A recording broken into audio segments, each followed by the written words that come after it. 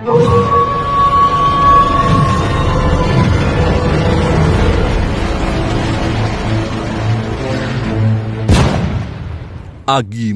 ni Paraon.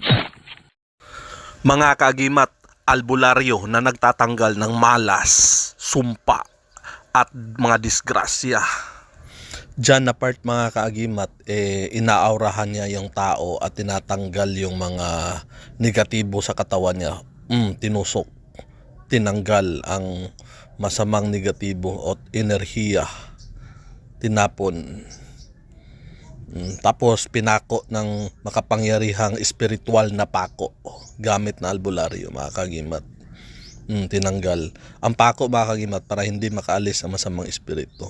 Diyan na part mga kagimat, umusal na siya sa kanyang mga orasyon sa panggamot at inihip sa kanyang pasyente. Tinanggal niya mga kagimat ang mga negatibo at mga malas na palaging cause sa disgrasya o aksidente ng tao. Yang kanyang kamay mga kagimat, malaking sugat yan na tinahi pa ng doktor kasi palagi siyang na-aksidente, palagi siyang na-disgrasya.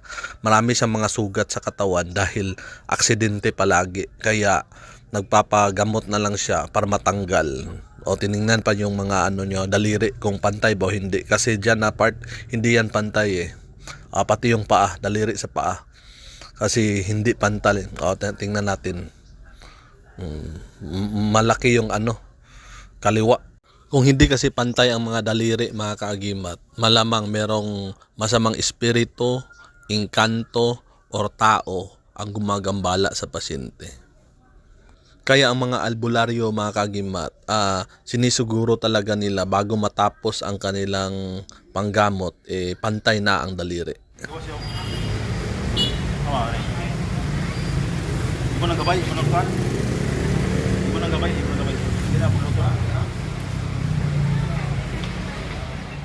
Isa sa nakita ng albularyo mga kagimat ay ang ganyang gabay ng kanyang pasyente, kasi ang kanyang pasyente is antingiros din. So hindi na tinanggal ang espiritu kasi merong gabay. Yung gabay baka kung tanggalin niya, matanggalin niya yung gabay.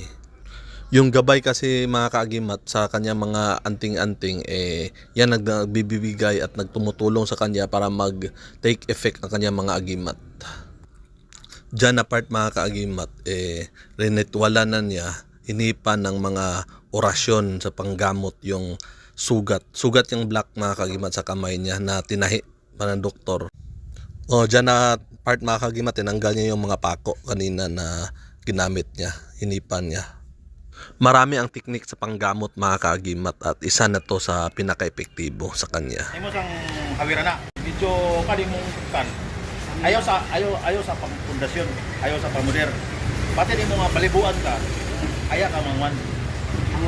Aya ka kung say mga gamit ni mo nga pulong, gamita. Pagawin ako niya, malino ka balay mo. Ayaw pang muder, ayaw pa sa pangpantagawa ni. Ayaw ka. Malino ka balay mo. Sabi ng albularyo mga kaagimat, nakakasagap daw ng negatibo tong pasyente niya. Tapos kung makahawak siya ng tao, hindi muna siya magpuder, pakiramdaman muna niya. Tapos kung meron siyang na-feel na kahit na sakit yung ulo, manindig yung balahibo niya, tsaka siya umusal ng mga puder at dipinsa. Ngayon mga kaagimat, ituro niya kung paano ang tamang proseso sa pagtingin ng mga daliri, kung insakto ba yan o hindi, kung pantay ba o hindi, paano ang tamang proseso nito. Ayaw, sili. Ang imong pagtanaw sa mga elemento, sa ikon nimo. Pag mo taas ang wala. Tuon ito. Sa tao na. Pero kung mataas ang mga elemento, mga elemento na yan. Unsa ang gabay? Tao. Tao. Kaya na ko, ana. Imo ni sa. Ayaw diri. Diri. Ang uban mangod diri mo base. Diri uban. Pero ang pag kansim kon dili gina siya. Bisa ka asa ka mo kan dili. Mo na imong supayon. Diri ka bubis dayon. Kanin pag dini pagsapaw. Normal siya. Kay dili parya sukod ang pas tao. Diri gid. Kani ka dini ka mo kan. Kay kun dina ta pimiti gina taas. Taas gina. Taas ang diri ba isa? Kailangan mo base ka dini. Pero kaniya gabay ni mo ni kanina. Taas ya gamay ra. Dili ginang ingon. Gabay to niya bro, gabay. Hindi mo pwede tanggalan kay So nakita nyo mga kagimat kung mataas yung right na daliri tao, kung left naman yun yung mga elemento, mga engkanto. Mga kagimat, please like, share, comments, and subscribe to our YouTube channel and follow me on Facebook. At kita-kita tayo sa susunod na video. Ako ang yung kagimat na si Paraon.